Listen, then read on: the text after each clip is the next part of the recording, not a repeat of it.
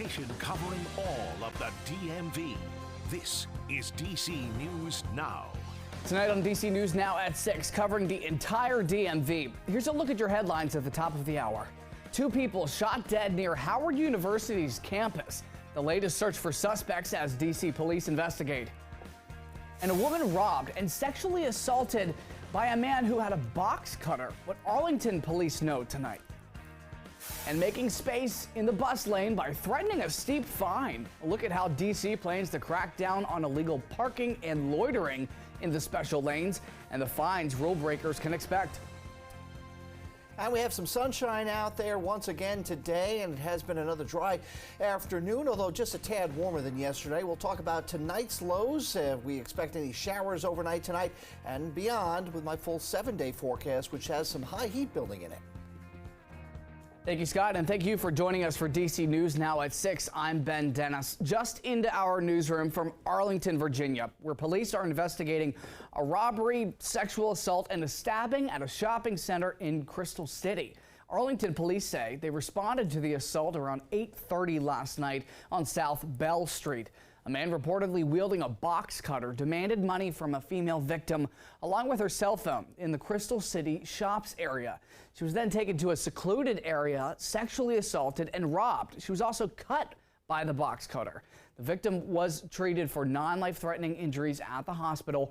Police say the suspect is described as a black male in his mid-20s with a dark hair and a beard. He wore a gray t-shirt, black shorts with gray leggings underneath, and he carried a green duffel bag. Developing in the district, a fatal double shooting overnight rocks one Northwest D.C. neighborhood. Tonight, the search for suspects and a motive near Howard University's campus. Metro Police say they responded to calls for a shooting just before 10 p.m. on Girard Street in Northwest. It's there they found one adult male victim dead. But shortly thereafter, they received word of another victim found shot on Fairmont Street.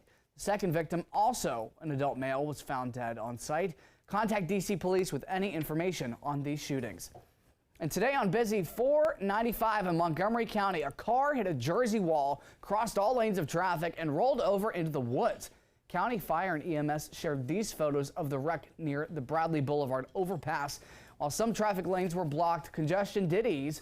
One person was pulled out of the car and sent to the hospital with non-life-threatening injuries. And staying in Northwest D.C., a valet was robbed of multiple keys outside a restaurant bar on Nicholson Street. Police say that the incident happened shortly after 10 p.m. on Saturday in City Center. The valet told them that while talking with a customer, a suspect ran up, grabbed 4 keys belonging to customers. Contact D.C. Police if you have any information. And we're joined by meteorologist Scott Sumner at the desk. Scott, yesterday, today, both beautiful ways to spend the weekend, but what can we expect for the work week ahead? The big weather story, and I mean the big weather story, is going to be the heat building across the area at the end of the week. Yeah, we have some showers and we have a few thunderstorms in the forecast, but right now it's quiet out there. Live cam shows, as you can see, a lot of clear skies across the river, the Potomac in Roslyn. The current temperature is 86 degrees. In and around the district, partly cloudy skies. That's coming down 2 degrees from today's high of 88 degrees. The average should be 90 and the record 102 set back in 2011. So yeah, it's pretty toasty out there, and the dew point really hasn't changed too much from yesterday. Sun sets at 8:27 tonight. We've got a southerly breeze out there at 10 miles an hour. That southerly wind is going to play a role in our weather here towards the end of the week. And so I looked into some of the hottest July temperatures ever recorded locally, and you can see the numbers. They're all triple digit, from Washington, D.C. at 106 in 1930, down to Hagerstown at 105 in 1954, to Martinsburg in West Virginia, 112, and even Annapolis by the water, 105 in 1930. Will we reach those marks? Stick around. I've got a forecast for that coming up. But as you can see, yeah, temperature outlook here, July 29th through to early August. We are staying on that orange and red side, which means by the legend, we're going to be warmer than normal. What about our weather headlines here as we look forward to the next 48 hours plus? A few showers tonight are possible, even though it's dry right now. Scattered storms on Monday. A little more wet weather kicks in on Tuesday. And high heat late in the week. And again, that is going to be the major weather headlines here. You certainly want to listen to my forecast coming up in just a little bit. And you certainly do. Thank you, Scott. And with the coming week looking like a scorcher, Montgomery County Fire and Rescue is reminding you to stay hydrated. That means doing things like drinking more water than usual and not waiting until you're thirsty to do it. Drink 2 to 4 cups of water every hour if working out in the heat, and always make sure other people are staying hydrated as well. And turning to coverage of the Commanders, Maryland Governor Wes Moore is welcoming the new era of the team with a change in ownership. Well, DC News Now caught up with the governor as he delivered remarks at a church service in Silver Spring. But Moore says that while he feels the team will begin to evolve on the field, he's also interested in what they'll do once the game is over.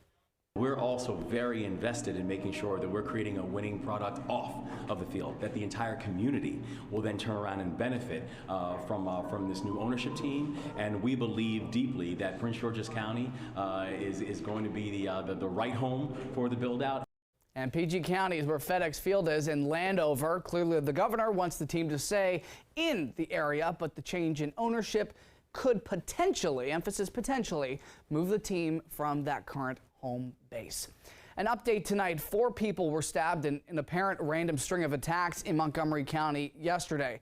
Well, now the Maryland Attorney General's office tells us yesterday's mass stabbing suspect in Wheaton will be identified tomorrow.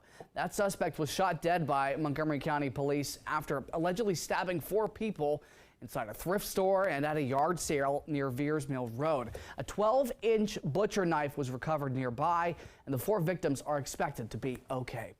DC police are also investigating a fatal stabbing that happened Saturday morning in Southeast. Authorities say they responded to reports of a man down on L'Enfant Square around 6:45 a.m. It's there they found 43-year-old Antoine Ely of Southeast. He was dead on site, and D.C. police are offering a reward of up to $25,000 for any tips leading to an arrest. And also in the district, Mayor Muriel Bowser announced a Hyundai anti-theft clinic to help protect vehicles from the threat of robbery or even being stolen altogether. We've seen an uptick in those cases recently. Bowser announced that the clinic is a joint effort between the D.C. Metropolitan Police and the Hyundai Company. She also announced that the new anti-theft updates will be provided free of charge. Of course, this comes as a rise in anti-thefts have been spotted on social media, including on TikTok. And the official announcement, it's going to be happening tomorrow, July the 24th. Clinic is going to be opening Thursday, July the 27th. And the address of the mobile clinic can be seen right here on your screen. Again, all anti-theft updates will be provided free of charge for district residents. Many people around the DMV, especially in the district, rely on buses like the Circulator right here to get them to their destination. Often, though, the trip is slowed down because of things that are stuck in the middle of the route. Well, that all changes starting tomorrow. DC News Now's Dave Laval joins us live from Columbia Heights to tell us what's being done to make the trip faster for Metro bus passengers. Dave, tell us what's happening tomorrow. Ben, lanes like this one along 14th Street Northwest are clearly marked bus use only. Unfortunately, they're often blocked by drivers who park or just stop in them. Well, those people are in for a rude awakening starting Monday. Cameras will be installed on 140 Metro buses along 31 routes that travel bus-only lanes. They'll look for violators. That information will then be sent to the District Transportation Department, which will then issue a warning. That's the policy for the first 45 days. After that, well, then comes a $200 fine. The cameras will be used as a way to ensure buses get to their destinations faster, which has been a problem for the transit system for several years. Passengers told us there's another reason why they support the new cameras. You got elderly people and you got people with wheelchairs, and it's hard for them to get, hop on and hop off the buses with all these cars in the way of the bus lane. There's also a $100 fine if you're caught driving in one of these bus-only lanes. However, you are allowed in them if you make a turn. We're live in Columbia Heights. Dave Laval, DC News Now. A hefty fine indeed. Thank you, Dave. Turning now to a beloved food pantry in Montgomery County. It's now reopened and a new site after it was forced to close operations almost 4 months ago. Our Tosin Fakile has more on the new site that will allow the food pantry to do more.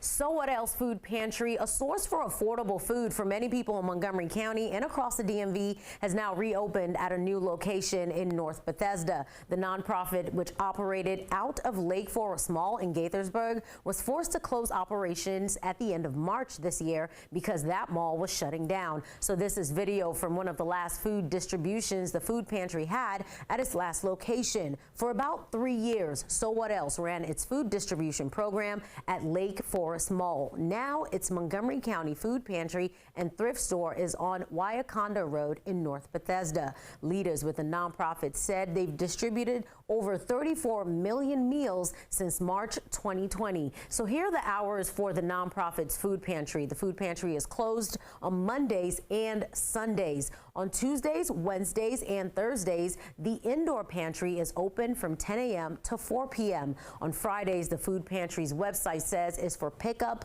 and pickup by appointments only. We have the details of who to reach out to on the website for Fridays. And on Saturdays, the outdoor food pantry is open from 8 a.m. to 12 p.m. And So What Else also has a home delivery program as well. You can find more details on the entire food pantry on our website, dcnewsnow.com. In the studio, I'm Tosin Fakile for DC News Now.